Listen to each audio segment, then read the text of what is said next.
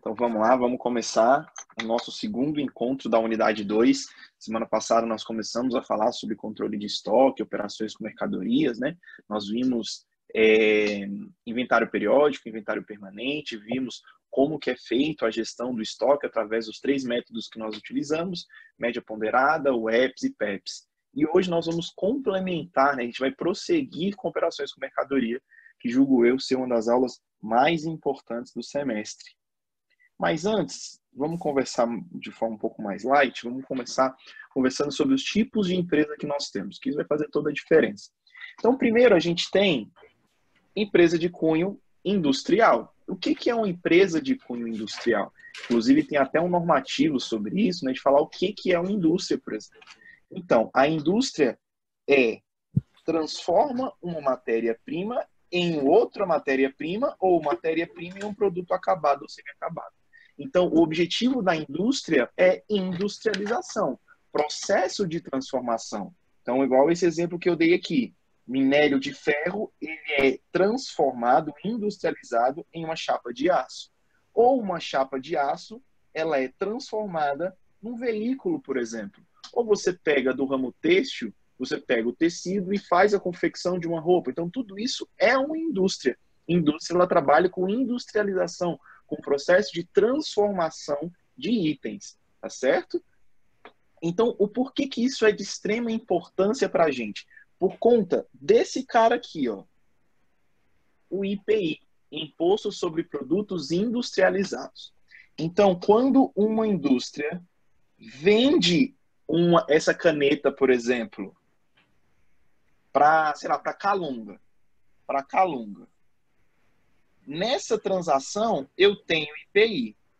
Mas eu, Igor, vou lá na Calunga e compro essa caneta. Não vai ter incidência de IPI, ok? Por que não vai ter incidência de IPI? Porque quem é o contribuinte do IPI, quem recolhe o IPI, é a indústria. Só empresas de cunho industrial fazem o recolhimento de IPI.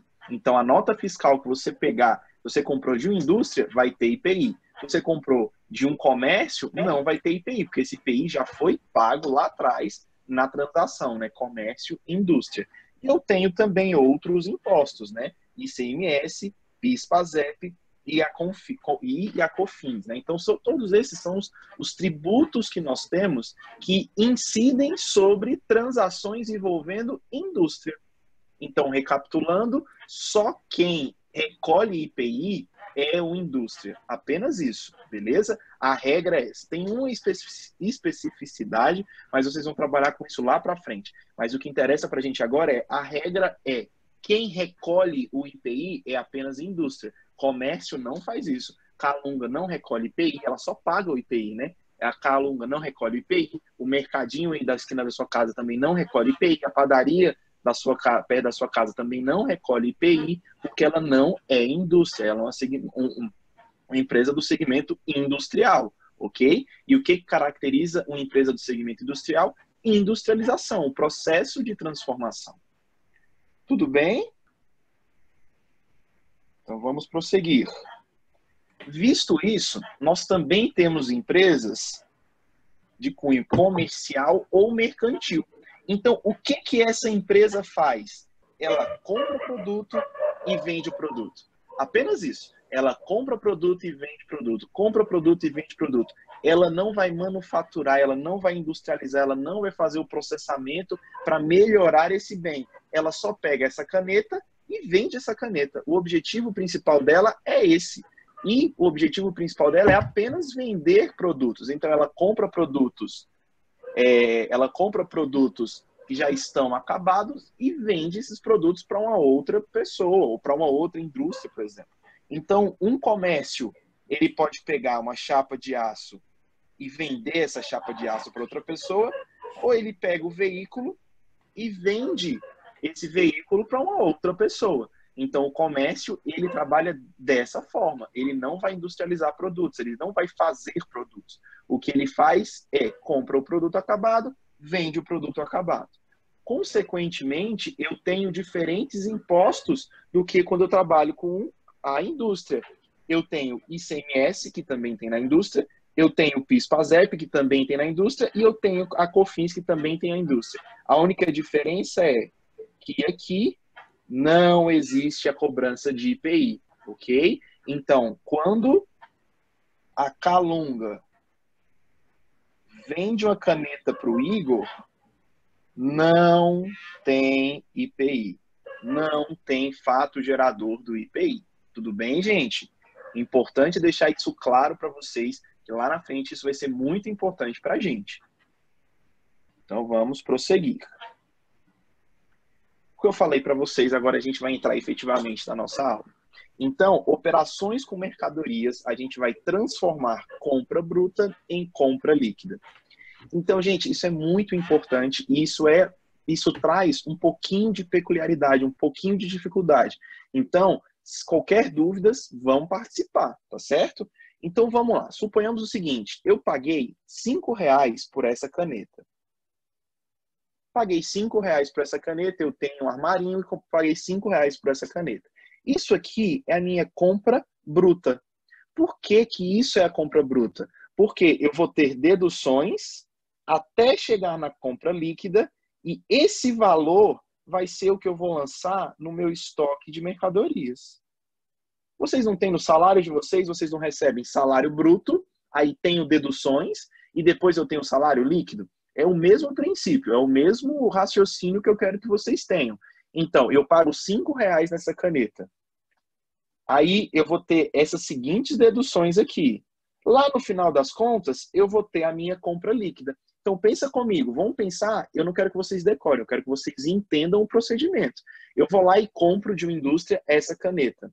Eu compro essa caneta, o que eu faço com essa caneta? Via de regra, ela vai para o meu estoque de mercadorias. Lembrando que o estoque de mercadorias ele é lançado de que forma na minha empresa? Através de valores monetários. Então, o valor que eu gastei para comprar essa caneta vai ser o valor que eu vou lançar no meu estoque de mercadorias. Então, se a compra líquida dessa caneta for R$5, eu vou lá abrir estoque de mercadorias, R$5, ok? Então, o valor referente a minhas compras, ele vai ser lançado a título de estoque de mercadorias. Mas o valor que é lançado é o valor de compras líquidas. Tudo bem? Então, isso é o que a gente vai aprender hoje. Como transformar esses R$5, aplicar todas as minhas deduções, para depois nós termos efetivamente a conta de compra líquida, que é o que vai ser utilizado para o meu estoque de mercadorias. Então, deixa eu apagar isso aqui. Nesse caso, não teve dedução, né? Dos R$5 do bruto e Não, R$5 do líquido. perfeito. Mas, e Exatamente. outro ponto, essa dedução é diminuindo o valor? Os dois. Eu tenho diminuindo e somando. Tá vendo aqui, ó? Eu tenho soma, tenho diminuição, diminuição ou aumento, diminuição, diminuição, diminuição, aumento, aumento e aumento. Então, eu tenho Entendi. essas duas formas. Mas a gente vai conversar sobre todos esses itens, tá? Não fiquem preocupados. Então, assim, gente, dito isso, depois eu vou voltar nesse slide para a gente conversar mais sobre ele. Então, olha só. A fórmula da minha compra líquida é essa aqui. Compras brutas, mais IPI, mais PIS e COFINS, mais, na verdade, isso aqui vai se transformar neutro, né? Mas a gente vai ver o porquê daqui a pouco. Menos o ICMS, menos devolução sobre compras, menos abatimento sobre compras, menos descontos comerciais, mais frete, mais seguro e mais armazenagem. Então, efetivamente, vocês vão trabalhar com essa forma. Mas o que eu preciso é que vocês entendam isso aqui. Não é simplesmente decorar e aplicar e fazer a aplicação da forma. Eu preciso que vocês entendam como que funciona. Então, vamos lá, gente. IPI, ICMS, PIS e COFINS. O PIS e COFINS, ele está aqui mais ou menos, daqui a pouco eu vou explicar o porquê disso para vocês. Então, a primeira coisa que eu quero que vocês entendam é, primeira dedução que eu tenho são os aspectos tributários. Então, os aspectos tributários, eles vão fazer com que minha conta seja aumentada ou seja diminuída. Depois, eu tenho as minhas deduções sobre compras, que são as devoluções, abatimentos e os descontos comerciais sobre compras. O que eu quero que vocês entendam? A contabilidade, o objetivo dela é produzir informações para os seus usuários. Então, imagine essa seguinte situação. A gente está falando só de CNPJ, só de empresa. Imagine que a minha empresa tenha comprado 10 canetas dessa. Suponhamos que eu paguei R$10 por essas 10 canetas, R$1 cada caneta. Aí a indústria foi lá e me enviou essas 10 canetas e chegou no meu mercado. Eu peguei essas canetas e estão com defeito. Aí o que eu vou fazer? Eu vou ligar para o meu fornecedor e falar, olha só, eu estou com essas canetas com problema. Eu vou te devolver porque elas não estão funcionando. Aí eu vou devolver essas canetas. Agora, imagine essa situação acontecendo na vida real. E isso é comum de acontecer. Você acha que o contabilista, né, o profissional, o contador, na hora que vai registrar essa operação, você acha que ele só vai fazer assim? Passar um liquid paper e fingir que nada aconteceu? Isso não existe, né, gente? Eu vou ter um registro de entrada e vou ter um registro de saída. Então, consequentemente, o que acontece? Eu tenho R$10 entrando, eu tenho R$10 saindo a título de devolução de compras. Então, por isso que as devoluções de compras, elas são debitadas, elas são descontadas na minha fórmula de compra bruta e para compra líquida. Tá dando para entender? Vamos lá, suponho que sim. Mais ou menos. Mais ou menos? Tá, vamos lá, vamos continuar. Se ficar complexo, vocês perguntem, por favor. Agora, abatimento sobre compras. Imagine a mesma situação. As 10 canetas elas vieram com defeito. Eu liguei para o meu fornecedor e falei, fulano, essas canetas não estão boas, eu quero devolver tudo. Aí ele vai falar assim, não, Igor, não faz isso não, a gente está com muitos problemas aqui na fábrica. O que você acha de a gente fazer o seguinte? Ao invés de você pagar R$10, eu vou te dar um desconto, só que posterior, né? Porque depois que eu paguei, depois que aconteceu tudo, eu vou te dar um desconto de R$7, pode ser? É só para você não me devolver essas canetas. Eu vou te devolver R$7. Aí fica como se você tivesse pago R$3 por essas canetas. Aí eu falei, tudo bem. Aí então, o que o meu fornecedor vai fazer? Ele vai me enviar R$7 novamente e a minha caneta, no final das contas, vai ter saído por R$3. Então, isso é o que a gente chama de abatimento sobre as compras. Então, até faz sentido a gente falar isso, né? Que ela também funciona como uma dedução, porque efetivamente eu não estou pagando esse valor pelas minhas canetas. Tudo bem? E por fim, eu tenho os meus... As 10 canetas não tinham vindo estragada, a gente não sairia no prejuízo, não?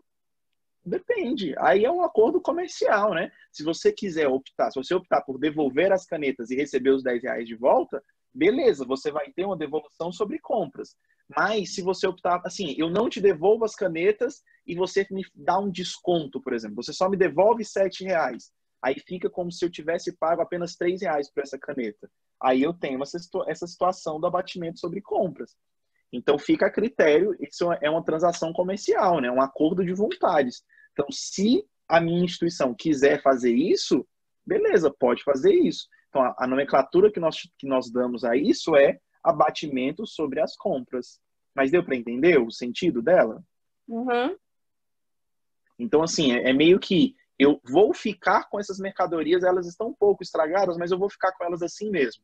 Então, você me dá um desconto aí para poder ficar com elas. Então, o nome disso é abatimento sobre compras. Então, pensa comigo, eu lanço para o meu estoque, vai estar lá, R$10. Só que eu tive R$7 de abatimento sobre compras. Então, eu vou retificar isso aqui para ficar R$3, na verdade, né? Para ficar R$3. É mais ou menos isso que a gente está fazendo. Então, por conta dessa dedução, dessa diminuição de valor, também é considerado uma dedução sobre compras. E, por último, o desconto comercial sobre as compras. Então, eu não sei se vocês já tiveram a curiosidade de ver, mas suponhamos que você vai lá nas Casas Bahia hoje e você vai comprar uma televisão de R$2.000. Então, você paga R$2.000 na televisão. Aí você dá uma olhada lá na nota fiscal, aí na nota fiscal tá assim, R$3.000 e um desconto de R$1.000. Aí você pensa, poxa, por que raios eu tenho que informar esse desconto, né? esse desconto, ele foi lançado na sua nota fiscal, então, consequentemente, esse desconto, ele existe. Ele vai entrar na DRE da organização, ele vai entrar nas receitas e nas despesas da empresa. Então, nada mais justo que esse desconto oferecido em cima, né, das minhas compras, eles sejam lançados aqui também nas minhas deduções. Então, suponhamos a seguinte situação. Eu liguei lá para a fábrica das canetas e falo, eu quero comprar R$1.000 de caneta. Aí eu negocio, no final das contas sai por 950. Então, eu tive um desconto de R$50. Tá dando para entender? Então, eu lanço lá, compra bruta, R$1.000.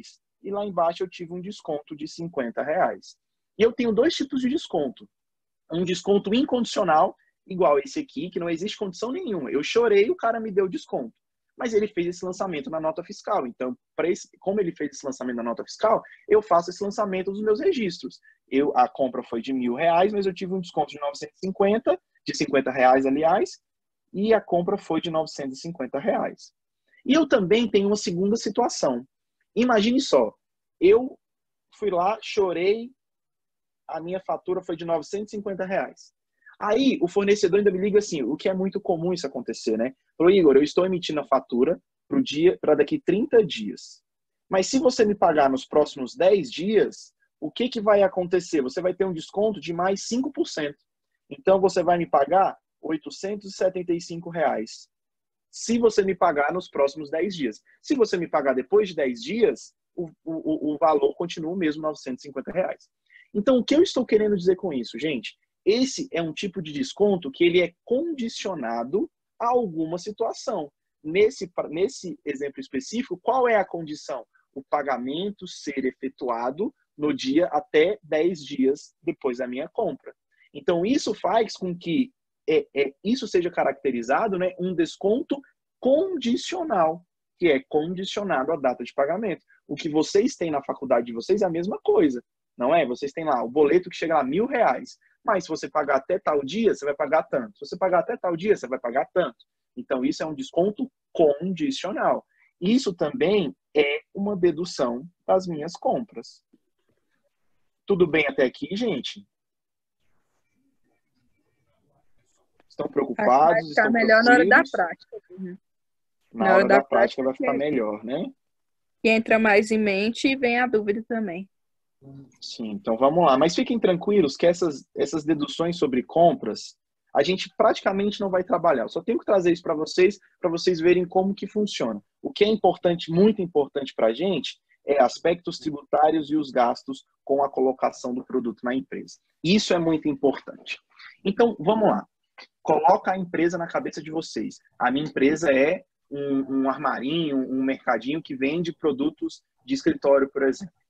Então, pensa comigo. O meu objeto, o objetivo da minha empresa é comprar mercadorias e vender mercadorias. Então, eu pago R$5 nessa caneta e vou vender por um valor superior a R$5, porque eu preciso ter um lucro sobre isso. Mas imagine só, eu paguei R$5 por esse produto, mas o meu fornecedor me cobrou 50 centavos de frete. Então, no final das contas, quanto que eu paguei por essa caneta? R$5,50. R$5,50. Esses R$5,50, eles vão compor o valor da minha caneta. Então, olha aqui, frete sobre a compra, ele vai também ser uma espécie de dedução, mas ele vai aumentar o valor da minha caneta, o valor da minha compra líquida. Então, a minha caneta custou R$5, mas eu paguei 50 centavos de frete. Então, qual o valor que eu vou considerar para levar para o meu estoque de mercadorias? 5 ou 5,50? O que vocês acham? 5,50. Exatamente. 5,50. Agora eu faço uma outra pergunta a vocês. Imagine só. Imagine que eu tenho lá um galpão, que eu pago um aluguel. Pode falar. Mas eu lanço separado, né, no caso? Do frete com o valor da caneta. Sim, você vai lançar tudo separado. Mas tá. O que eu preciso que você saiba é que esses 50 centavos que você está pagando de frete, ele vai ser incluído no valor da sua mercadoria, tá bom? Então, quando você olhar no seu estoque e ver lá uma caneta, qual vai ser o valor dessa uma caneta? R$5,50 e não R$5, tá bom? Beleza. Próxima coisa, seguro sobre as compras. É muito comum isso acontecer, principalmente em bens mais valiosos, né? Você compra uma mercadoria e você é obrigado a pagar um seguro do transportador até chegar na sua empresa. Então, suponhamos que essa minha caneta eu tenha pago um seguro de 30 centavos. Agora, a minha caneta já me custou R$ 5,80. Qual vai ser o valor que eu vou lançar no estoque, gente? 5, 5,50 ou 5,80? 5,80. 5,80, exatamente. Agora, suponhamos o seguinte, o caminhoneiro que está trazendo essas canetas, essa mercadoria para a minha empresa, ele precisou ficar instalado, porque a caneta está vindo de muito longe, ele precisou ficar instalado em algum hotel, em alguma coisa um pouco mais segura, e eu tive que pagar por isso também. Então, eu paguei em armazenagem sobre compras mais 20 centavos por caneta. Então, agora, eu não paguei mais 5,80, eu paguei R$ 6 por essa caneta. Qual vai ser o valor que eu vou lançar no estoque de mercadorias, gente? 5,30, 5,50 ou R$ 6? 6. R$ 6. Então, o que eu estou querendo dizer com isso, gente? Eu coloquei esse exemplo aqui porque ele é muito, muito comum, principalmente em importações. E quando você compra um produto e esse produto fica muito tempo num porto, por exemplo, você comprou um produto vindo da China, ele vai ficar uns 15 dias lá no Porto de Santos, por exemplo.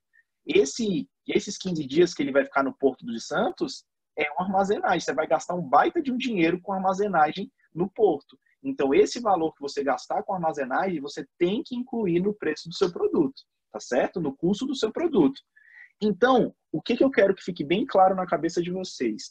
Todos os valores que vocês gastarem, do momento em que vocês compram a mercadoria até chegar na sua empresa, esse valor vai ser incluído no custo da sua mercadoria.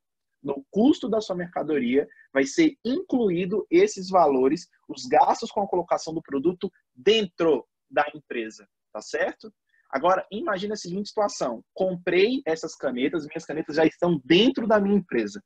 Aí eu falo assim para vocês, gente, eu estou gastando, em média, 10 centavos de energia elétrica dentro do meu galpão, dentro do meu estoque, dentro da minha empresa.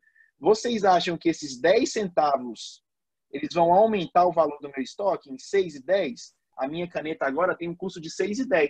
Não tem mais um custo de R$ 6. O que vocês acham? Sim, eu acho que sim. Tem que colocar todo o valor, né? De despesa. Mas, pronto, é aí que você entrou. Vocês ainda não estudaram sobre isso, vocês vão estudar sobre isso no semestre que vem, contabilidade de custos. Que vocês vão aprender a diferenciar custo e despesa. Todos os gastos que são depois desse produto estar na sua empresa, então sim, minha caneta chegou na minha empresa, tudo que eu gastar daqui para frente é considerado uma despesa, não é considerado mais custo. Então, se eu falo assim para vocês, por que isso é muito importante? Porque lá no final das contas, eu vou falar isso para vocês. Essa caneta eu vendi por R$ 10. Qual foi o meu lucro nessa operação? Vai ser R$ 4 ou R$ 3,90? Porque você está gastando 10 centavos de energia elétrica do seu galpão. Você está entendendo onde eu quero chegar? Então, o que vai compor o custo da sua mercadoria é apenas os valores que você gastou até essa mercadoria chegar na sua empresa. Tudo que for gasto depois dessa mercadoria chegou da sua empresa para frente, não entra no custo do produto. Vai entrar na sua despesa operacional. Tá dando para entender, gente? Tá dando, professor. Tem hora que meio buga, mas dá para entender. Pois é, eu entendo vocês. Pode falar, James, não entendi. Revisando depois, a gente vendo de novo o vídeo, eu acho que entende melhor depois. Pois é. Foi o que eu falei para vocês, eu também acho. Por isso que eu pedi para vocês que vocês assistam novamente essa aula. Essa é uma das aulas mais importantes do curso da disciplina de vocês, e ela é um pouco mais complexa. Então, assim, por isso que eu trouxe essas aulas mais para o final do semestre, porque eu ainda tinha esperança de ministrar isso aqui para vocês em sala de aula física, porque é um pouco mais fácil, né? Porque a gente pode ter um contato um pouco mais próximo. mas agora a gente tem que trabalhar com isso, porque senão vai ficar mais difícil se a gente postergar mais tempo. Então, por isso que a gente está trabalhando com isso hoje, tá bom? Então, assistam essa aula novamente, que eu acho que vai ser importante para vocês, tá certo? Então, o que eu quero que vocês entendam com isso aqui? Todos os gastos que eu tive para fazer com que o meu produto chegue até a minha empresa é considerado um custo do produto. Então, lá na frente eu vou falar para você, pessoal, eu comprei essa caneta por R$5, eu gastei isso. No final das contas, eu a vendi por R$10. Qual foi o meu lucro nessa operação? É exatamente isso. É exatamente por isso que a gente precisa aprender todos esses percalços, né? Todos esses caminhos que vão compor as minhas compras líquidas. Então, basicamente, o que... Pode falar. Então, na hora de fazer o CMV, esses custos vão entrar, né? Exatamente, perfeito. É aí que eu queria chegar. É exatamente aí que eu queria chegar. O porquê que é importante de a gente estudar isso aqui? Por conta do CMV, do custo da mercadoria vendida. Exatamente isso.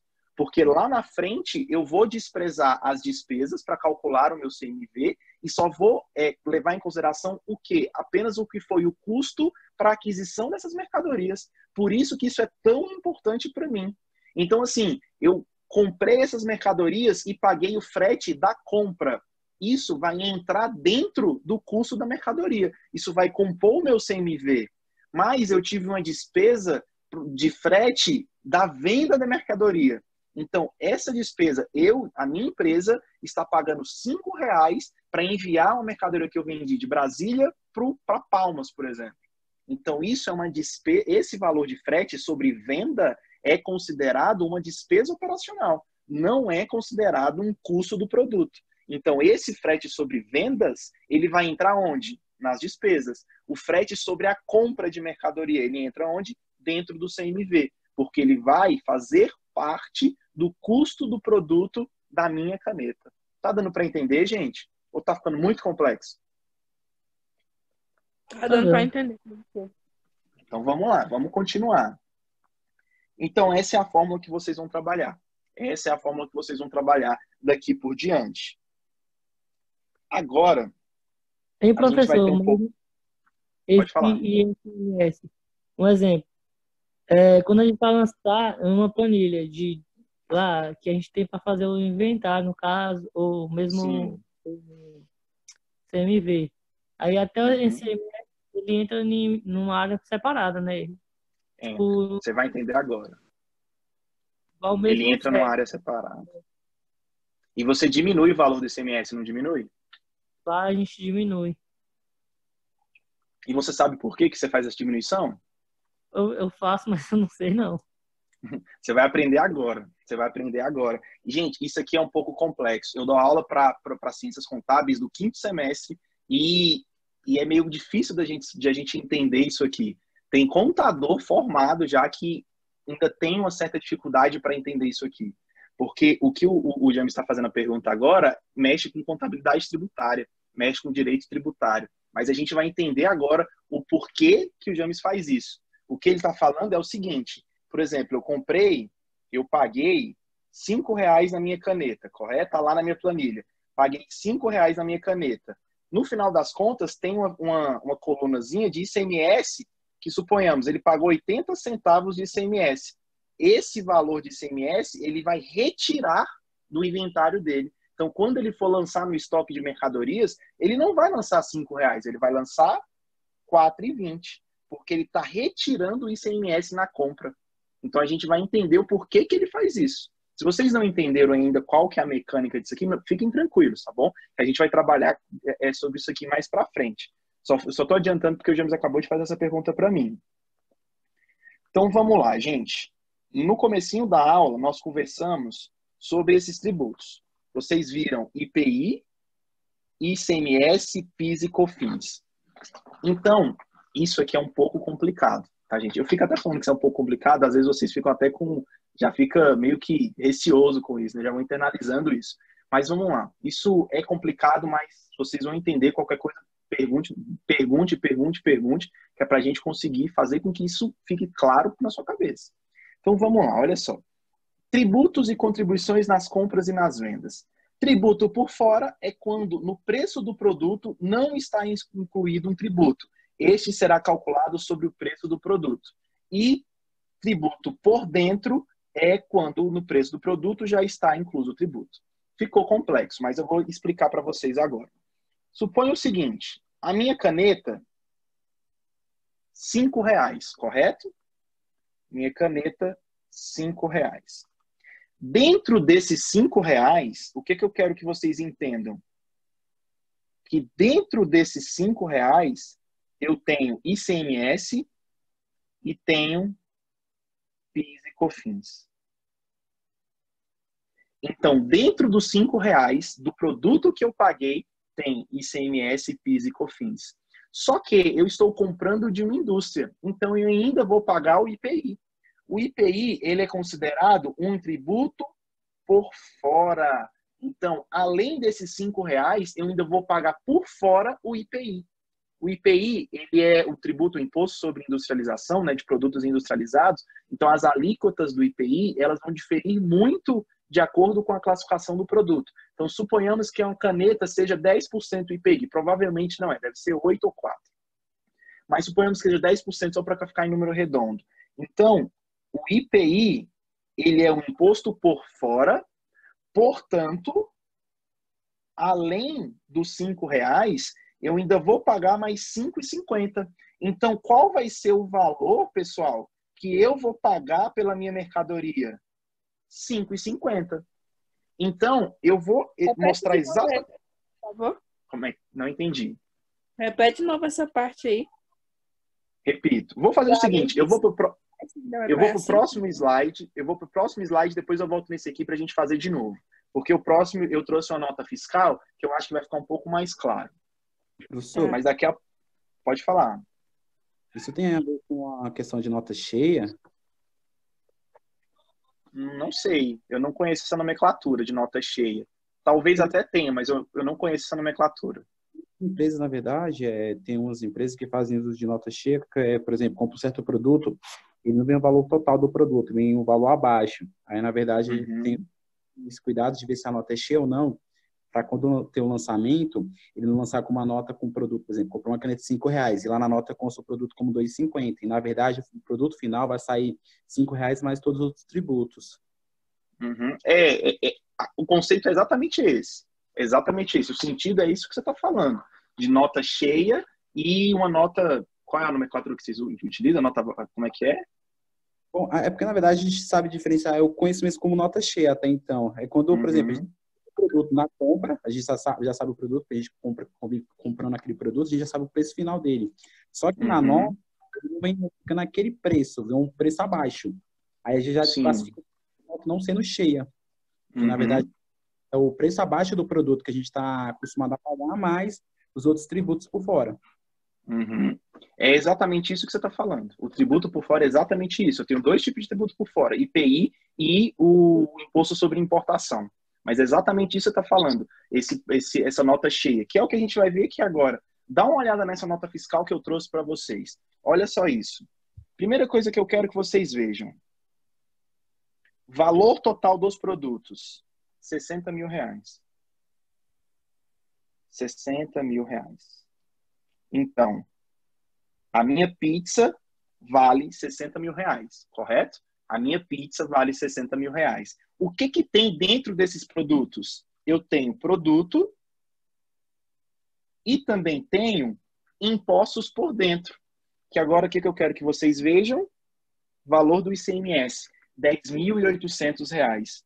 Então, o que eu quero que vocês entendam aqui? Dentro desses R$ 60 mil, eu tenho produto e tenho R$ 10.800 de ICMS. R$ 10.800 de ICMS. Mas agora eu te pergunto, gente, alguém me ajuda aí. Quanto que eu paguei nessa nota fiscal? Quanto que eu paguei por esses mouses? 60 mil? Não. 65? É um 5 ali, é?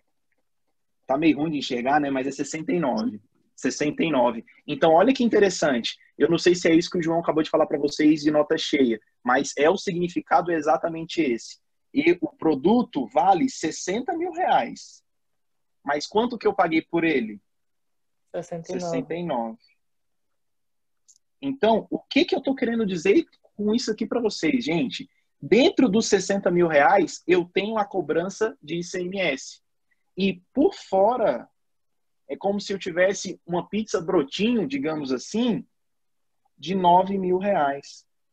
Então, quando eu falar para vocês no lançamento do produto, eu estou falando só sobre o produto, sobre o PIS, COFINS e ICMS, porque é isso que está compondo o custo total do produto, né? 60 mil reais. Dentro desses 60 mil reais, eu tenho valores referentes ao produto e tenho valores referentes ao ICMS, ao PIS e o COFINS. Nesse aqui, a gente não tem PIS e COFINS. Não tem problema. Nesse aqui, a gente não tem PIS e COFINS. Nesse exemplo específico. Mas o PIS e COFINS, eles são iguais ao ICMS. Eles são cobrados dentro do produto. Então, dentro desses 60 mil que eu estou pagando por produto, por ICMS e pelo PIS e COFINS. Mas você também está pagando o IPI, não tá? Tá, eu também estou pagando o IPI. Mas isso aqui, gente, é como se fosse uma artimanha para eu cobrar mais imposto, digamos assim. Porque o IPI, ele está sendo tributado em cima de quem, gente? Em cima dos 60 mil reais. Então, eu estou cobrando IPI em cima do produto e estou cobrando IPI em cima do ICMS. Então, por isso que o IPI é considerado um imposto por fora. Porque depois a nota fiscal está bonitinha lá, eu vou lá e ainda lanço o IPI em cima disso. Então, dentro dos 60 mil reais, eu tenho produto, eu tenho o valor efetivamente do produto e tenho o valor de ICMS. Depois dos 60 mil reais, eu tenho um imposto que é considerado imposto por fora, que é o nosso IPI. Então, eu vou lá em cima dos 60 mil reais e vou lá e tenho incidência de IPI. Deu para entender até aqui?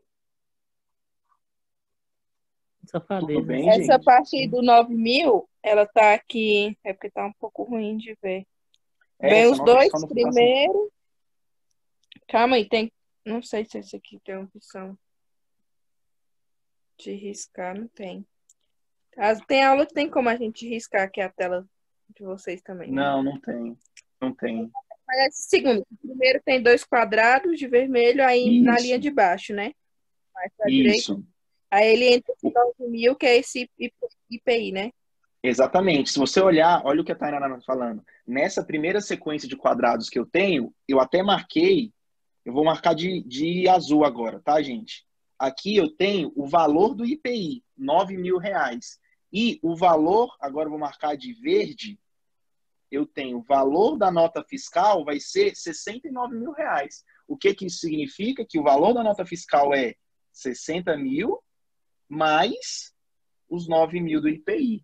Tá bom? Então, o IPI ele é cobrado por fora. Depois que eu vou lá e cobro o ICMS, o PIS e o COFINS, eu vou lá e ainda sapeco o IPI por fora, depois de tudo.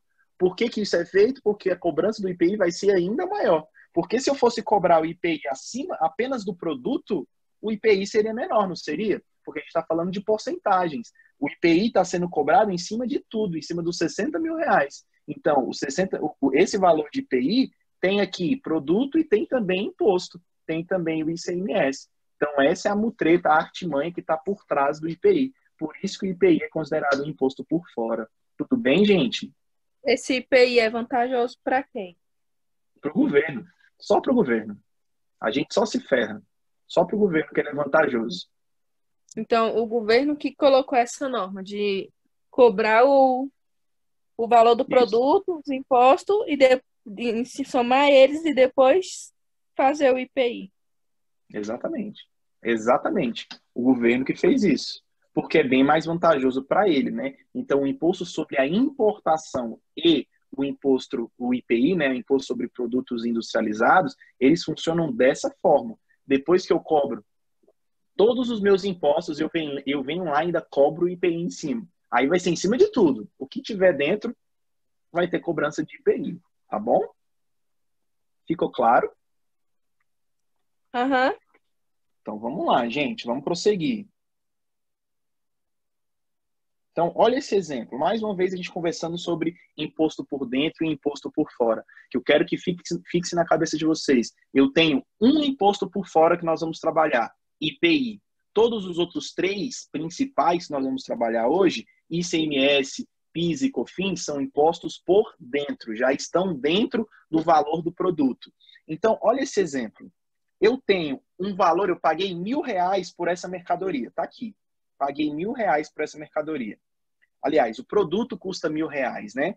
Então, dentro dos R$1.000, eu tenho R$200 de ICMS, eu tenho R$40 de COFINS e tenho R$10 de PIS, ok? Então, dentro dos R$1.000, R$200 de ICMS, R$4 de COFINS e R$10 de PIS. O que totaliza, e no final das contas, eu vou ter R$750 de produto.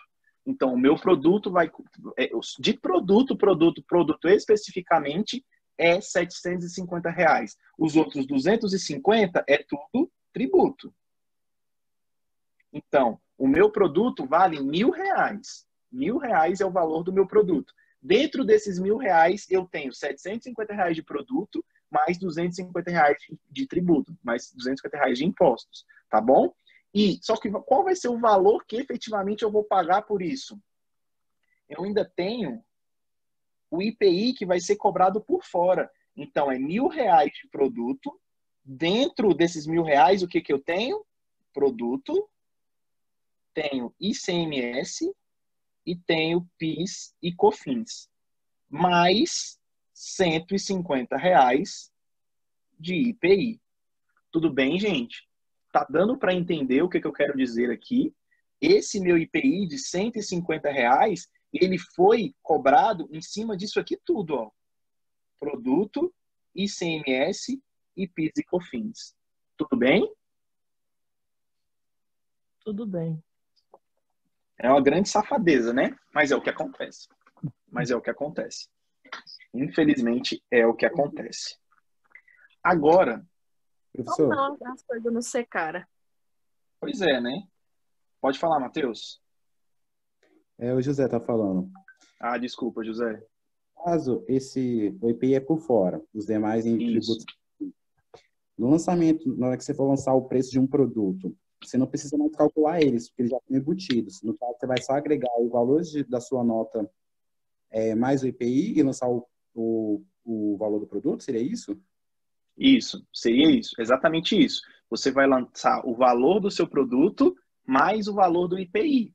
Só tem um detalhe que a gente vai trabalhar agora, tá bom? Porque eu tiro o ICMS do valor do produto e vocês vão entender o porquê. Então vamos lá. Daqui a pouco eu complemento a resposta, tá bom? É porque eu quero explicar para vocês o porquê que isso acontece antes. É justamente por conta a resposta da pergunta que o James fez agora. Então, gente, olha só. Isso aqui é o que acontece na vida real, tá bom? Isso não é um exemplo teórico, isso acontece na vida real. O que aconteceu com essa caneta para ela chegar até as minhas mãos, consumidor? Eu sou esse cara aqui, ó. Eu sou o consumidor final que vai utilizar, né, usufruir os benefícios dessa caneta. Então, olha o que aconteceu. Primeiro, eu tenho a produção de matéria-prima, correto? Então, eu tive a produção ou até a extração, né, do petróleo, porque tem borracha, a borracha é feita do petróleo. Então, eu tenho lá a produção de todas as minhas matérias-primas. Então, eu vendi matéria-prima eu vendi a matéria-prima para a indústria. Suponhamos que para fazer uma caneta, essa indústria tenha pago R$10, deixa eu colocar aqui embaixo, R$10 pela mercadoria, pela matéria-prima para fabricar uma caneta. Nessa transação aqui, gente, de produção, né, de produção para a indústria, eu tenho ICMS. Então, suponhamos que eu paguei R$1 de ICMS.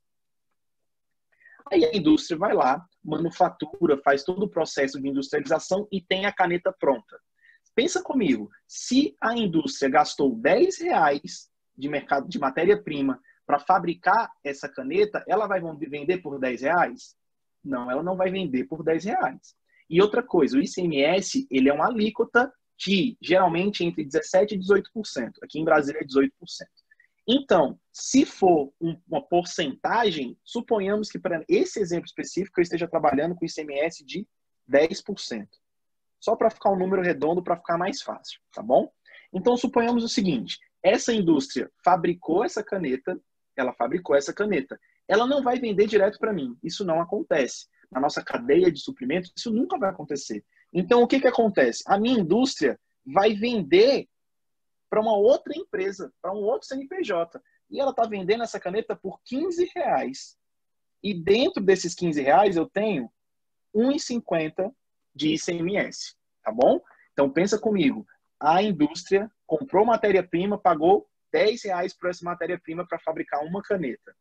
Ela pagou R$1 de ICMS. Ela foi lá, manufaturou, industrializou, caneta pronta. Vai vender para o atacadista. O atacadista vai consumir essa caneta? Não, o objetivo do atacadista é fazer o quê? Comprar da indústria e vender para outra empresa. Então, ela está comercializando apenas as canetas. Ela compra a caneta pronta e vai vender a caneta pronta. Então, no momento em que esse atacadista ele pagou R$15 por essa caneta, ele está pagando também R$1,50 a título de ICMS. Está ficando claro? Porque toda vez que essa caneta transitar de mãos, eu tenho incidência de ICMS. ICMS é um imposto sobre circulação de mercadorias e serviços. Então, toda vez que houver uma venda dessa caneta, dessa mesma caneta, essa específica aqui, eu vou ter cobrança de ICMS. Então, o atacadista do João aqui pagou R$15 por essa caneta. Desses R$15, R$1,50 é de ICMS. Vamos continuar. O atacadista do João não é o consumidor final, ele ainda vai vender para uma outra empresa. Quando essa venda acontece, suponhamos que o atacadista vai vender essa caneta por R$17. Como a gente está trabalhando com um ICMS de 10%, está vendendo por R$17 e está tendo uma cobrança de R$1,70 de ICMS. Então, vamos olhar numa outra ótica. O meu armarinho, o armarinho da Tainara, por exemplo, foi lá e comprou essa caneta por R$17. No momento em que a Tainara paga R$17 por essa caneta, ela está pagando R$17 pelo produto, mas dentro desses R$17 eu tenho R$1,70 de ICMS. Então, olha que interessante. O que eu quero que vocês entendam? Eu estou tendo uma cobrança de ICMS, outra cobrança de ICMS, terceira cobrança de ICMS. Até agora, eu tenho 3 cobranças do ICMS sobre a mesma caneta. Aí a Tainara vai pegar e vai vender essa caneta para mim e ela vai me vender por R$20. Eu, Igor, fui lá e paguei R$20 por essa caneta. Dentro desses R$20, eu tenho R$2 de ICMS. Tá bom?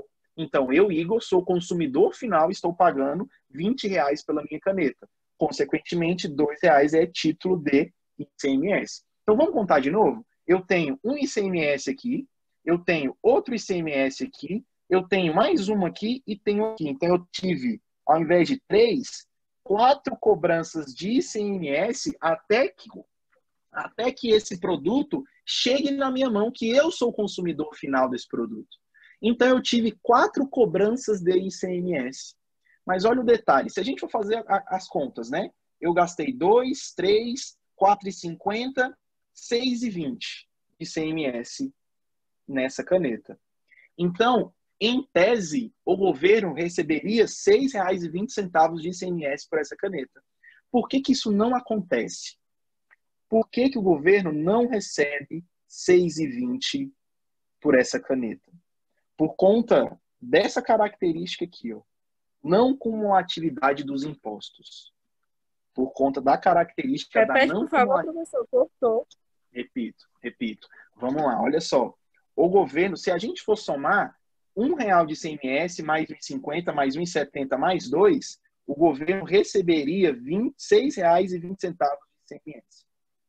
Gente, por que isso não acontece? Por que isso não acontece? Por conta da não cumulatividade dos impostos. É a gente pensar mais ou menos dessa maneira. Poxa, é uma baita sacanagem. Uma caneta, a mesma caneta, tá cortando para vocês cortou também, de gente? novo. Da parte que você vai falar do governo, cortou. Não. Ixi, eu acho que o governo tá boicotando a gente aqui, hein? Mas vamos lá. Vou explicar de novo. Imagine só. eu teria R$ 6,20 de ICMS. O governo arrecadaria R$ 6,20 de ICMS. Só que tem um grande detalhe nessa brincadeira. Seria uma baita injustiça se uma mesma caneta, essa caneta aqui, ela fosse tributada de ICMS 4 vezes. Então, o que o governo entende? A não cumulatividade dos impostos vai falar o seguinte: Igor, essa caneta aqui vai ser efetivamente cobrada de ICMS apenas uma única vez. Mas aí eu te pergunto, pessoal, e o que eu faço com todos esses ICMS que, inclusive, já foram pagos? Aí o governo vem com uma solução para a gente. Ele fala o seguinte: o que o governo vai falar para a gente sobre a não cumulatividade dos impostos? Tá vendo essa indústria aqui? Quando ela compra essa caneta de uma outra indústria, ela pagou R$1 de ICMS. Quando ela paga R$1 de ICMS, esse R$1 de ICMS vai virar um crédito tributário para essa empresa. Então, olha que interessante. No final das contas, ela está pagando R$9 de produto mais R$1 de crédito tributário. Então, ela não está pagando por R$10, ela está comprando R$1 de crédito tributário e está comprando efetivamente R$9 de matéria-prima.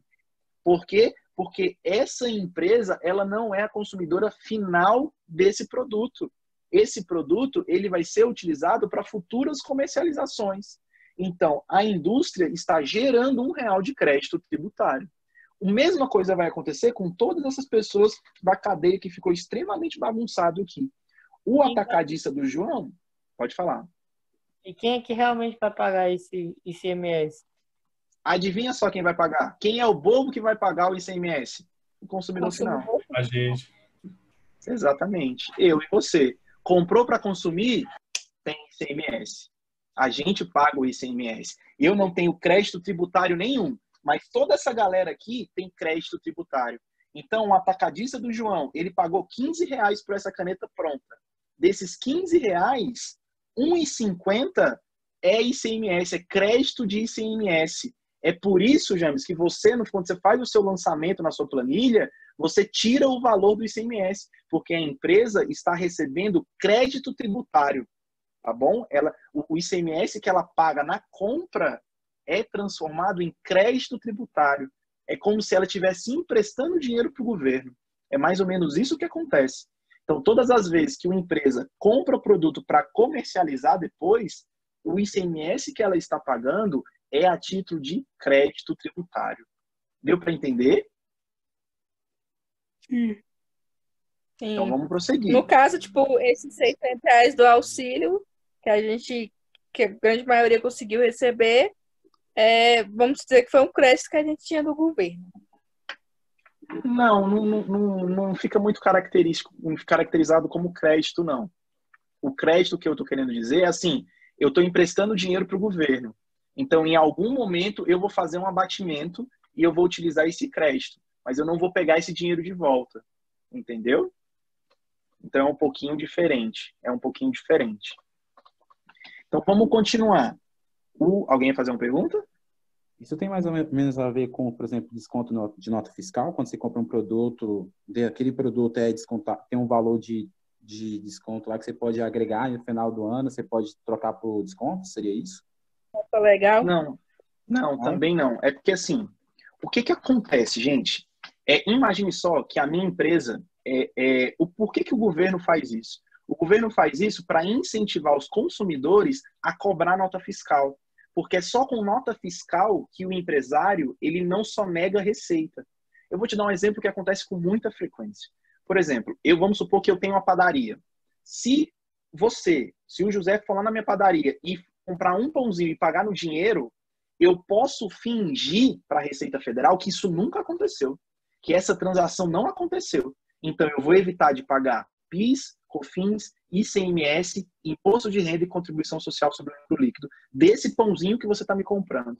Agora, se você exige nota fiscal, obrigatoriamente, com a exigência dessa nota fiscal, eu estou informando para a Secretaria de Fazenda que eu vendi esse pãozinho por R$1. Então, nota fiscal é basicamente para isso, para coibir que o empresário sonegue imposto. Porque como que eu sonego imposto? Eu vou omitir vendas. Então, eu vendi um produto, mas eu não estou falando para ninguém que eu vendi.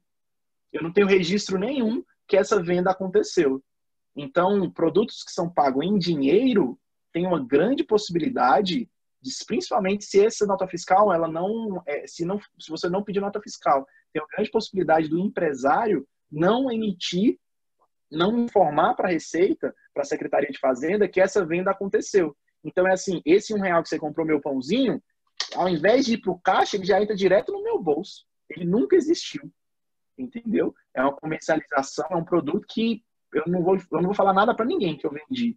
Mas quando tem nota fiscal, eu estou informando a Secretaria de Fazenda. Eu não sei se vocês já tiveram a curiosidade de ver, mas quando está emitindo a nota fiscal, a primeira coisa que aparece no visor é comunicando com o sistema tal. Geralmente é STIF. Então, comunicando com o sistema tal. O que está fazendo isso? Eu estou comunicando essa venda para a Secretaria de Fazenda. Então, é para isso que a nota fiscal basicamente existe. Tá bom? Deu para entender? Deu sim. Aham. Passo por isso. Lá no dentista mesmo, se eu pagar no dinheiro é um valor. Se eu for passar no cartão é R$10 a mais. E por que eles fazem isso? É porque cartão de crédito não tem como você omitir para o governo, exatamente. Porque se você pagar no dinheiro, a sua dentista não vai emitir uma nota fiscal e essa transação nunca existiu. Ela não vai informar lá para a Secretaria de Fazenda, falar, Secretaria de Fazenda, eu atendi a Tainara aqui, ela me pagou R$100. Mas se você pagar no cartão, obrigatoriamente ela vai ter que falar para a Secretaria de Fazenda que ela te atendeu. Então vai pagar imposto sobre isso. Tá bom? Então vamos lá, gente. Pode falar.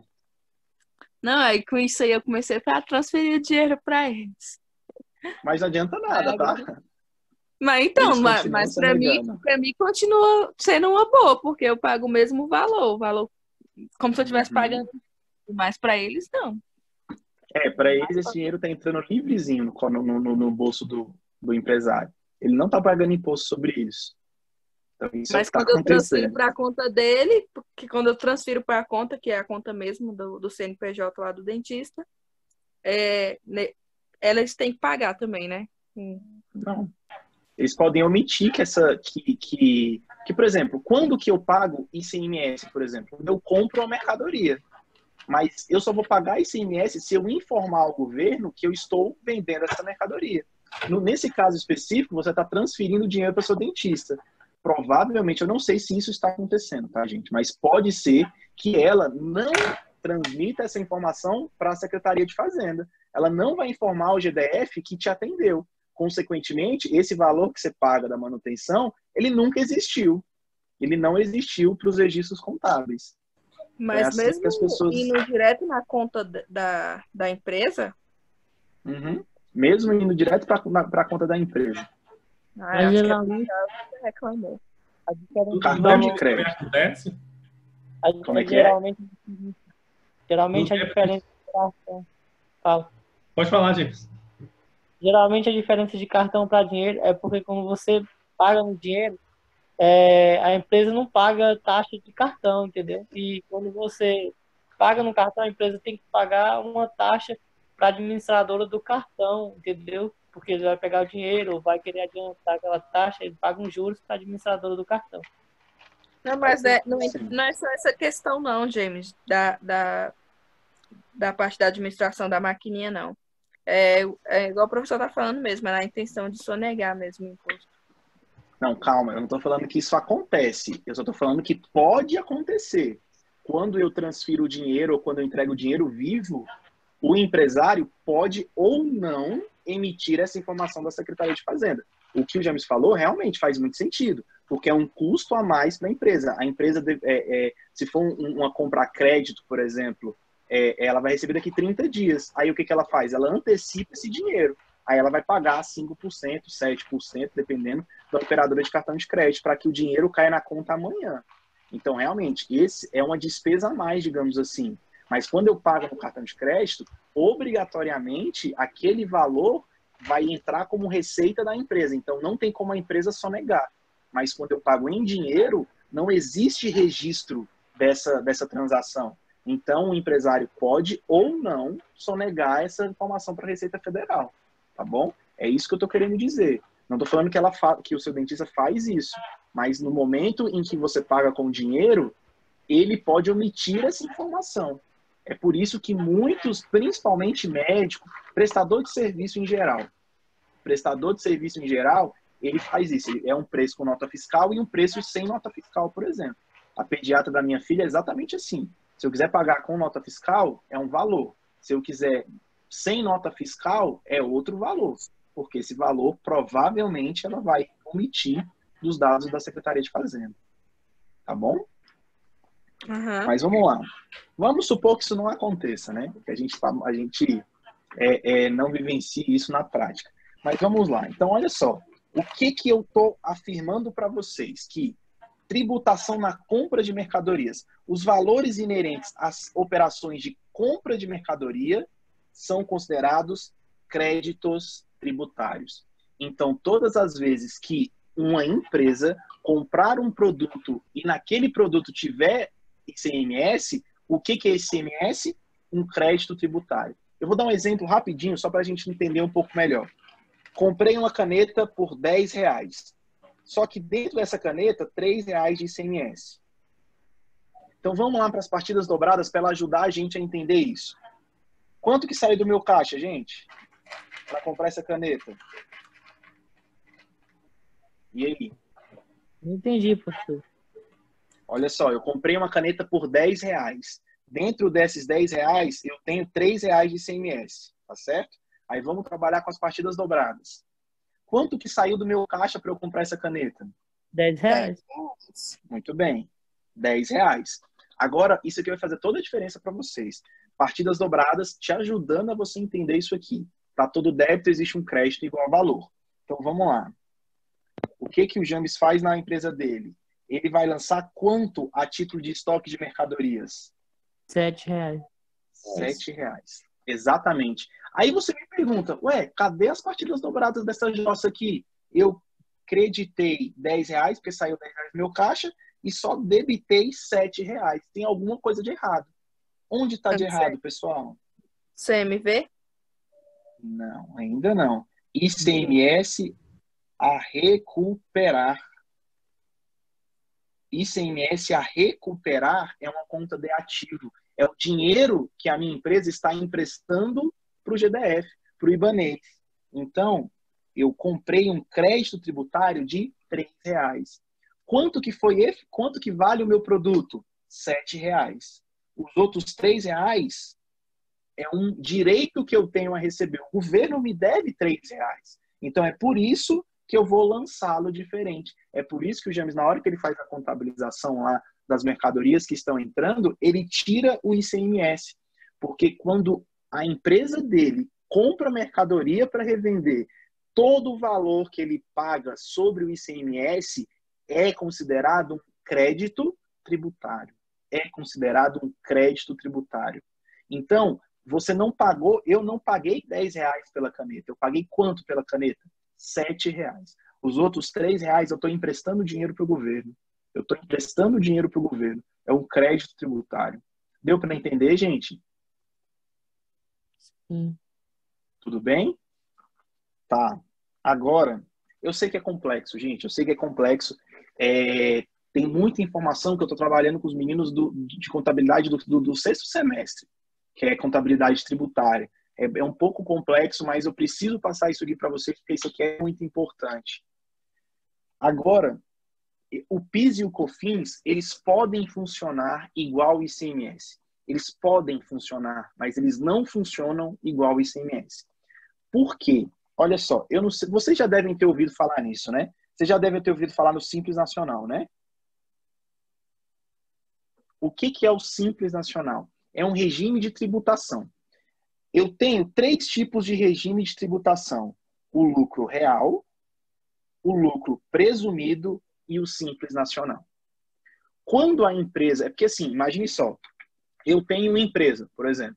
Eu tenho empresa e qual vai ser o enquadramento jurídico dessa empresa? Ela pode ser uma sociedade anônima, ela pode ser uma limitada, ela pode ser, eu posso ser um microempreendedor individual, eu posso ser uma EIRELI. Então, esse é o enquadramento jurídico da minha empresa. Depois que eu tenho o enquadramento jurídico da minha empresa, eu vou me enquadrar num regime de tributação. Qual que vai ser o meu regime de tributação? O Simples Nacional, o lucro real ou o lucro presumido. Eu não vou trabalhar com vocês como se o ICMS, o PIS e o COFINS gerasse crédito tributário, que a maioria das empresas que nós temos, elas são optantes do Simples Nacional. Então, empresas do Simples Nacional, o PIS e o COFINS, eles não são cumulativos. Quando a gente trabalhar, então, com PIS e COFINS, eles vão simplesmente existir. Eu vou ter várias vezes o PIS e o COFINS sendo cobrados sendo cobrados naquele produto. Então, sabe esse exemplo que a gente utilizou aqui? De que quando o atacadista do João, ele compra essa caneta por R$15, ele pagou R$1,50 de ICMS. Ele está comprando crédito tributário. Mas se o atacadista do João for uma empresa optante pelo Simples Nacional, ele não vai poder fazer a mesma coisa com o PIS e a COFINS. Só vai poder existir PIS e COFINS, crédito de PIS e COFINS, quando a empresa ela for através do lucro real. Eu sei que isso é confuso para vocês, mas eu não podia deixar de passar isso para vocês. Então, durante o resto do nosso semestre, né, durante as próximas aulas, o que vai gerar crédito tributário? Apenas o ICMS. Apenas o ICMS. Por que a gente está optando fazer isso? Porque nós vamos trabalhar com empresas do Simples Nacional, que é a nossa realidade. Eu não sei qual que é a empresa que o James trabalha. Se ela é optante do Simples Nacional, lucro real ou lucro presumido. Provavelmente deve ser lucro real ou lucro presumido, porque deve ser uma empresa um pouco maior. Se for uma empresa um pouco maior, aí pode ser que o PIS e COFINS trabalhe da mesma forma que o ICMS. Tudo bem? Deu para entender?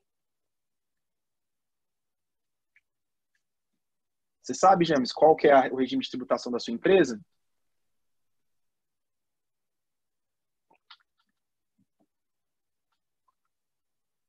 Tá, então vamos prosseguir. Mas deu para entender isso aqui, gente? Deu para entender a característica do ICMS como sendo um ICMS no sentido de crédito tributário?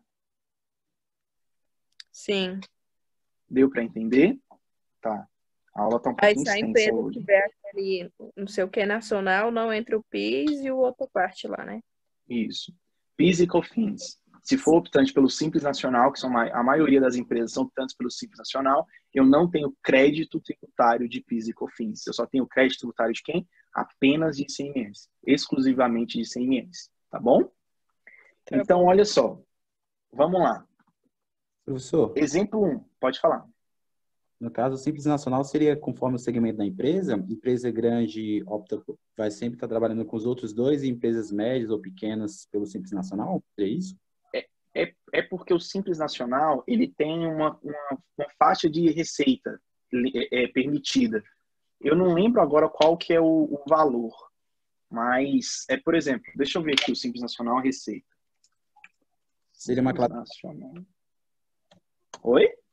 Seria como fosse uma classificação do lucro da empresa? Isso. Exatamente. Lucro não, receita, tá bom? Só venda. Só venda. Deixa eu colocar aqui no Google valor, só para ver aqui. É uma receita bruta de até 4.800.000. Então, se a sua empresa vende até 4.800.000 no ano, você pode optar pelo Simples Nacional. Se a sua empresa vende mais de 4.800.000, você não pode optar pelo Simples Nacional. O Simples Nacional tem uma série de vantagens. Você tem desoneração da folha de pagamento, você tem mais simplicidade na arrecadação de impostos, porque a gente está vendo até agora 4 impostos, né? IPI, ICMS, PIS e COFINS. São 4 impostos. Imagina só, é uma guia de recolhimento de imposto para cada imposto. No Simples Nacional, eu tenho 8 impostos numa única guia, que é muito menor. Aí, se for uma indústria, aí a alíquota do Simples Nacional é diferente. Se for um comércio, a alíquota é diferente. Então, o Simples Nacional ele é bem diferenciado dessa forma. Tá bom? Professor, Aí eu vi aqui, eu fui pesquisar o valor do Simples Nacional, eu vi que tem o Simples e o CIMEI. O CIMEI é quase a mesma coisa do Simples Nacional, porque o CIMEI é quando você é amparado pelo microempreendedor individual, tá bom? Uhum. Aí, Entendi. quando você é microempreendedor individual, você já cai no CIMEI, porque antigamente não existia Simples Nacional. Então é por conta disso que a gente tem esse CIMEI. Alguém ia fazer mais uma Professor, pergunta? qual a diferença do lucro presumido para o lucro real? Lucro presumido é mais ou menos assim, eu não vou entrar nos detalhes, tá bom? Mas é mais ou menos assim, presume-se que se você tá com lucro presumido e sua receita for de 10 milhões no ano, seu lucro vai ser de 8%. Então, o seu lucro vai ser de 80 mil. Então, você já vai antecipadamente pagar imposto de renda e contribuição social sobre o lucro líquido em cima de 80 mil. Tá bom? Então, essa é a lógica. No lucro real, eu tenho todo o DRE passo a passo. Receita, CMV, despesa. Quando eu encontrar o lucro, aí sim eu vou pagar imposto de renda e contribuição social sobre o lucro líquido. Então, o lucro presumido, ele é um pouco mais simples de você trabalhar do que o lucro real. Então, empresas que podem trabalhar com lucro presumido, geralmente elas optam em trabalhar pelo lucro presumido, tá bom? Mas eu não quero que isso confunda a cabeça de vocês, vão trabalhar com isso bem mais para frente. Não é porque a empresa que eu trabalhava era lucro presumido e agora é lucro real. É porque começou a vender mais. Uhum. Aumentou o a laboratório receita. SABE. Pois é, aumentou a receita, aí você não pode mais optar pelo lucro real, pelo lucro presumido, e você tem que ir pelo lucro real. As maiores empresas do Brasil obrigatoriamente trabalham com lucro real, por conta da receita. Porque quando mais você vende, mais é considerado que você é uma empresa grande, então você vai ser tributado pelo lucro real. Mas, assim, existe um segmento que ele é muito legal de trabalhar, que é contabilidade tributária, que você fazer planejamento tributário, que você leva em consideração todos esses fatores, tá bom? Mas vamos lá, gente. Prosseguindo aqui, eu vou trabalhar com vocês só com as partidas dobradas, com razonete, para ver se fica mais fácil de compreender. Então, olha só, eu comprei R$1.000 de mercadoria.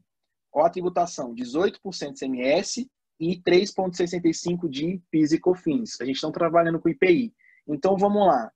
Eu comprei R$1.000 de compra bruta de produto. Quanto que vai sair do meu caixa? R$1.000. R$1.000.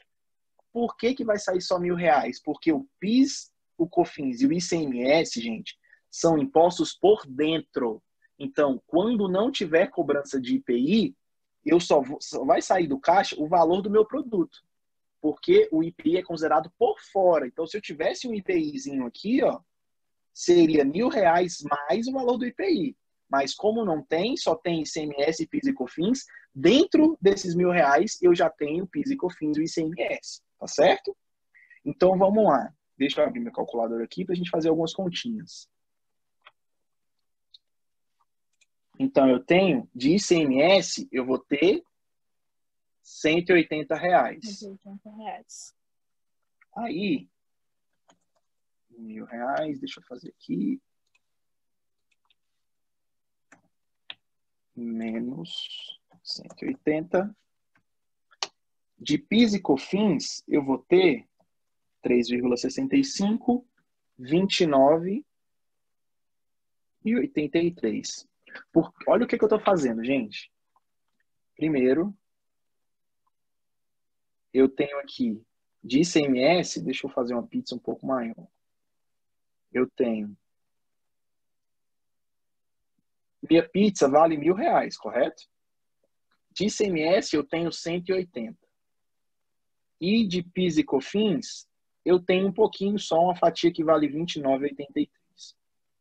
O meu deu 31 e 0,25.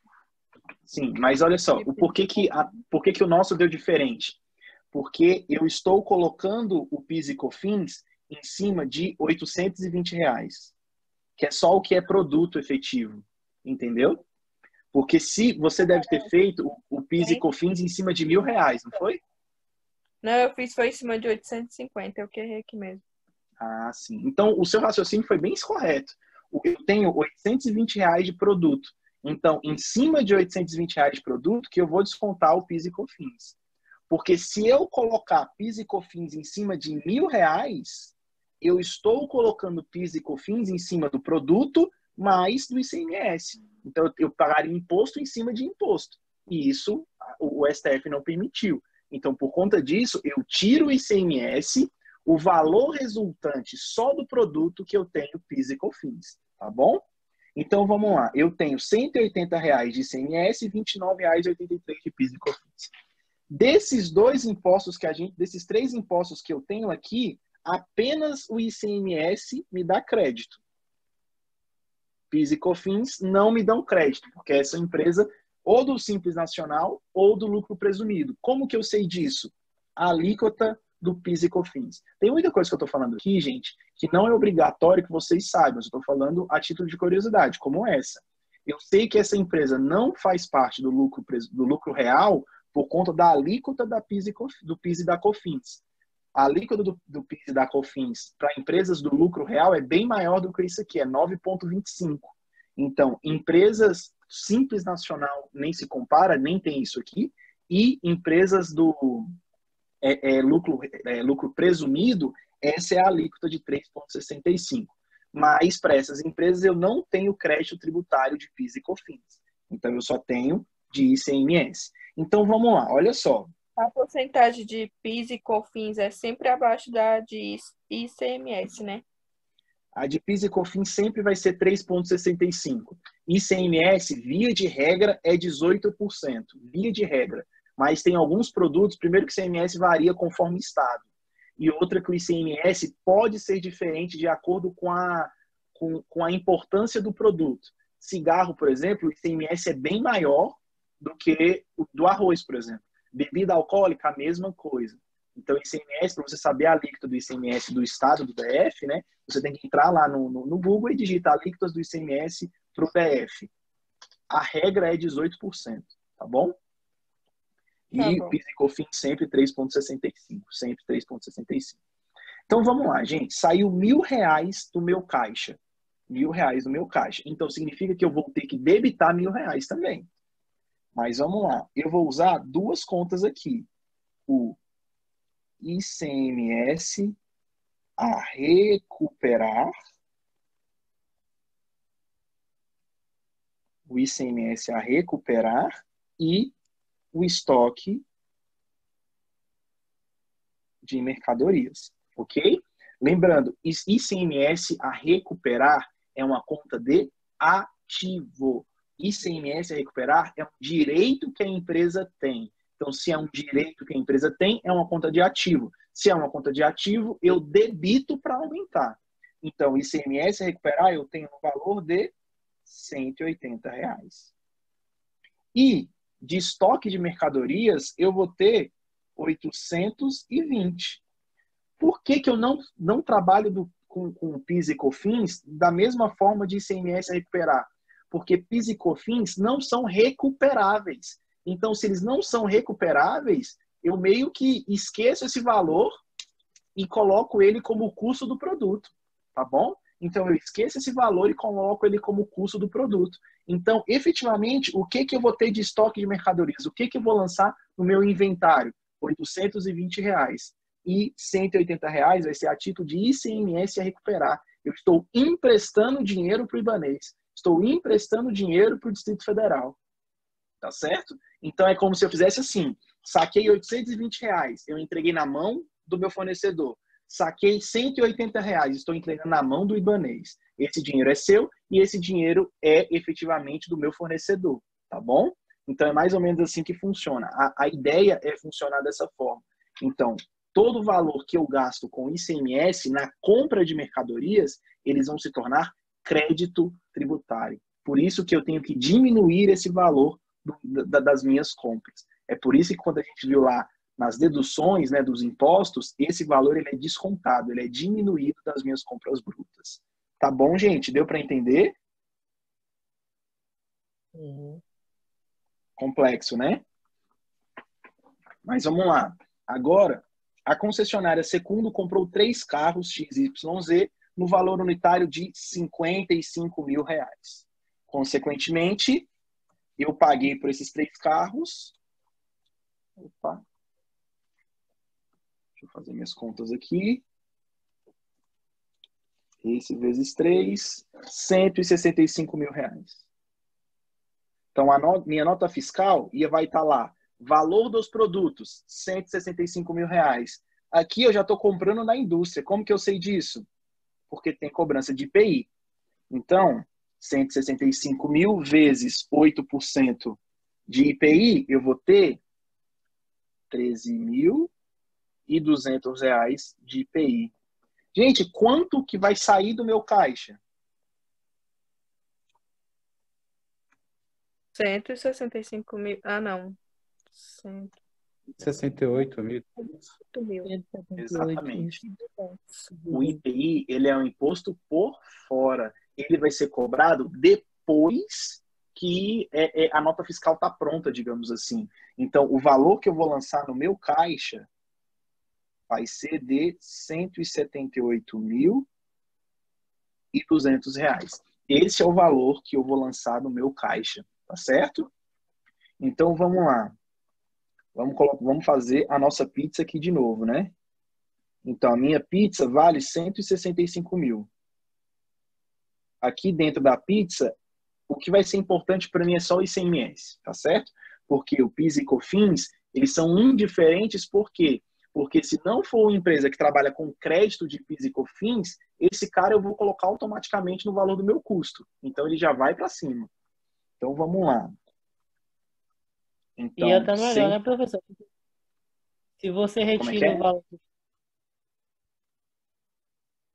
se você tira Eu o tô... valor do PIS e COFINS, Hum. quando você retira o valor do PIS e COFINS, aí você vai presumir que o seu lucro será maior e você vai pagar mais imposto. Deixa eu pensar. Quando você tira o valor do... Se você tira, tipo, Não, eu entendi o que você quis dizer. aí eu É que se eu comprei tirar por PIS e assim, COFINS, eu entendi o que você quis dizer. Eu entendi o que você quis dizer. É mais ou menos, porque no final das contas, o valor que eu estou tendo de PIS e COFINS, eu estou colocando no custo do produto. Então, entende? Então, no final das contas, ficaria elas por elas. Porque tudo que eu pago, que eu não tenho como reaver o dinheiro, eu vou colocar no custo do produto. É a mesma coisa do se tivesse frete aqui. Se tivesse frete, eu acrescentaria o valor do frete para cobrar em cima do consumidor final. Mas eu entendi a sua dúvida e realmente faz muito sentido. Mas no final das contas, quem vai pagar isso aqui é o consumidor. Então, se eu estou pagando o ICMS, PIS e COFINS, eu vou colocar nas costas do consumidor esse valor. Se eu não estiver pagando o PIS e COFINS, eu posso diminuir a minha receita, né, o valor de venda, consequentemente o meu lucro vai ser menor. Mas deu para entender o que eu estou querendo dizer? Então vamos lá, gente, olha só. Eu vou ter aqui ICMS a recuperar e tenho estoque de mercadorias. Estoque de mercadorias. Então, qual o valor que eu tenho de ICMS? É 165 mil vezes 18%. Então, eu vou ter esse pedacinho da minha pizza vale R$ 29.700. Então, eu vou ter de crédito tributário no momento em que a minha concessionária está comprando esses carros, eu estou tendo R$ 29.700 de crédito tributário. Esse dinheiro eu posso bater lá na porta do Ibanez e falar, amigão, me paga aí o que você deve. Você está me devendo R$ 29.700. Então pague o que você me deve. Tá certo? o, o ICMS, ele é cobrado também em cima do PIS e COFINS? Sim, sim. Sim, ele é cobrado do PIS e COFINS. O PIS e COFINS não tem ICMS dentro, mas o ICMS sim. O ICMS é o primeiro a ser cobrado, então sim.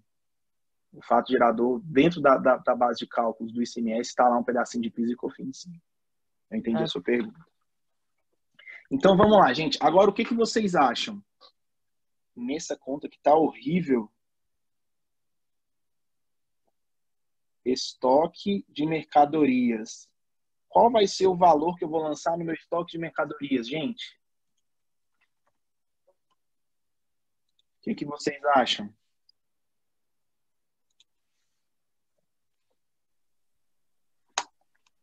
Seria o valor dos 3 carros, professor? Seria 165 mil? Isso. Isso. Não. Não. Aí vai ser os 178 mil 178 mil. menos os 29.700, né? Exatamente. Esse é o raciocínio que eu quero que vocês tenham. Exatamente. Olha o raciocínio que eu quero que vocês tenham. Por que eu estou fazendo aqui com partidas dobradas? Por que eu estou lançando essa porqueira aqui no Razonete? Porque pensa comigo, olha só. Saiu R$ 178.200 no meu caixa. Esse foi o valor que eu paguei pelos carros. Nesse pagamento de carro, eu estou comprando crédito tributário, R$ 29.700. Agora, o porquê que eu estou fazendo Razonete? Partidas dobradas. O que eu acredito, eu tenho que debitar. Então, eu creditei R$ 178.200. Até agora, eu debitei R$ 29.700. O que falta para eu lançar no meu estoque de mercadorias? A diferença. Porque, no final das contas, o valor que eu creditei, 178 mil, vai ser o valor que eu tenho que debitar. Então, eu debitei 29.700 a título de crédito tributário e vou debitar aqui no meu estoque de mercadorias 148.500. Então, se você somar os dois, eu acredito exatamente o mesmo valor. Pode falar, James. Porque você tem que tirar o SMS na hora de cada CMV, é isso? O CMV é lá na frente. A gente vai trabalhar com o CMV nas próximas aulas. Então, assim, o que é o CMV? É o custo da mercadoria que foi vendida. Então, se eu for vender um carro, eu vou dividir esse valor aqui, ó, 148.500 dividido por 3. Então, eu sei que o meu carro agora, ele vale 49.500. Então, esse é o valor que efetivamente eu paguei pelo carro. Porque os outros 5.500 eu estou pagando a título de ICMS a recuperar. Tá bom? A diferença eu estou pagando a título de crédito tributário. O valor que efetivamente eu paguei pelo carro é R$ 49.500. Tá certo? Então, suponhamos, vendi um carro CMV 49.500 e eu lanço aqui 49.500. Tá dando para entender? O porquê que isso aqui é extremamente importante e relevante para a nossa disciplina? E aí, gente, alguma dúvida? Vocês estão muito assustados? Falem comigo aí. No começo estava mais, aí foi decorrendo assim, foi melhorando. Tá, ótimo. Então, o que a gente tinha para trabalhar hoje era isso. Semana que vem eu vou dar uma pincelada novamente em todos os conceitos que a gente trabalhou aqui, porque eu não sei se vocês notaram. O que a gente trabalhou aqui foram apenas os aspectos tributários. Semana que vem a gente vai conversar um pouquinho sobre os aspectos que são os gastos referentes a colocar o produto no seu estoque, né, na sua empresa, que também entram aqui nas nossas compras líquidas. Então, mais uma vez, hoje nós não vamos ter lista de exercício. O que eu vou pedir para vocês? Eu vou postar essa aula amanhã no YouTube e eu vou pedir para vocês assistirem novamente. Assistam novamente a aula para ver se vocês têm mais alguma dúvida, se não ficou claro algum conceito ou alguma ideia. Qualquer dúvida que vocês tiverem, a gente me manda mensagem, tá certo? Manda uma mensagem que a gente vai conversando. Se for preciso, a gente até faz uma aula adicional aqui, a gente conversa, vê um dia melhor para todo mundo, e a gente volta para o Zoom para ver se vocês estiverem sentindo essa necessidade, tá certo? Mas qualquer dúvida, manda mensagem no privado para a gente ir conversando, porque isso aqui é muito importante para o aprendizado de vocês, para a vida acadêmica de vocês, vida acadêmica e a vida profissional de vocês, tá certo? Agora, o que eu vou pedir para vocês fazerem? É só uma brincadeirazinha no Kahoot. Eu vou mandar o link também no grupo de vocês, tá? Vocês vão entrar nesse link, você vai colocar lá o seu nome e você vai responder algumas perguntas de múltipla escolha. As perguntas que você vai responder, elas são apenas referentes à aula de hoje. Se eu não me engano, são 9 ou 10 perguntas que eu fiz. Então, você vai responder, tem lá as alternativas, né? A pergunta e as alternativas que você vai respondendo. Cada pergunta você tem até 1 minuto e até 2 minutos para você responder. Só que isso aqui é um jogo, é só uma brincadeira. Eu vou dar um prêmio para quem ficar em primeiro lugar. Isso aqui vocês vão poder responder até 11 horas da noite, tá bom? Então, o que eu sugiro que vocês façam? A gente acaba a aula, você já vai lá e entra no Kahoot. Então, é mais ou menos assim. Primeira pergunta, perguntas e 4 alternativas. Você ganha 1.000 pontos por pergunta. Então, cada acerto vale 1.000 pontos. No entanto, quanto mais tempo você demora para responder a pergunta, menos pontos você vai ganhar. Então, ganha quem responde certo e responde mais rápido. Então, se você respondeu rápido e você respondeu certo, você vai ganhar mais pontos que as outras pessoas. Então, isso aqui é só uma forma da gente fazer uma pequena revisão e que vocês já comecem a praticar os conceitos que a gente trabalhou hoje em sala de aula, tá certo? Não é uma atividade, isso aqui é só uma brincadeira. Eu sugiro que todos vocês entrem, é bastante interessante. E eu vou pontuar o primeiro colocado. Então, quem for o primeiro colocado vai ganhar os pontinhos, tá certo? Alguma dúvida? Copia o link e manda no grupo, professor. Vou fazer isso agora. E vocês têm até 11 da noite para entrar nesse link. Então, amanhã, ou até hoje no final da noite, eu vou lá olhar e vejo o ranking. Quem foi o melhor classificado vai ganhar uns pontinhos na nota final. Aí eu vou mandar no grupo de vocês. Tá bom, gente? Esse link só vai participar a gente aqui da sala? Só vocês. É um específico para vocês. É só vocês. Tá. Tá bom. Tá certo? Professor, É legal. Oi, pode falar. tem Adoro como mandar o link por aqui? Não entendi. Pode falar de novo, Matheus. Tem como mandar o link por aqui pelo chat? Cara, eu não sei. Eu não... Manda no Bom, grupo, mas eu vou mandar no grupo porque vai ficar mais fácil. Porque senão eu vou ter que sair do Zoom, vou ter que entrar novamente. Tá bom? Fechou. Aí eu vou mandar no grupo de vocês. Aí qualquer dúvida que vocês tenham, é até legal que vocês façam e façam por agora. Você teve uma dúvida respondendo alguma questão, já me manda mensagem que a gente vai conversando. Tá bom? Depois que vocês terminarem o Kahoot, já me manda mensagem que a gente vai conversando. Tá certo? Mais alguma dúvida, gente? Por enquanto, não. Por enquanto não, né? Mas vai dar tudo certo. Vai Começar dar tudo agora, certo. não vai fazer isso aí. Então é isso, gente. Agradecer vocês pelo empenho, pela participação. Está sendo bem interessante ver todos vocês participando dessa forma. De verdade, eu agradeço. Qualquer dúvida que vocês tiverem no decorrer da semana, hoje à noite ainda, pode mandar mensagem que a gente vai conversando. A gente está fazendo de tudo para que consiga ser produtiva essa matéria para vocês. Tá certo? Então, obrigado, gente. Boa noite. A gente vai encerrar agora a reunião. Obrigado, boa noite e Deus abençoe vocês. Valeu, professor. Tchau, gente. Obrigado. Tchau.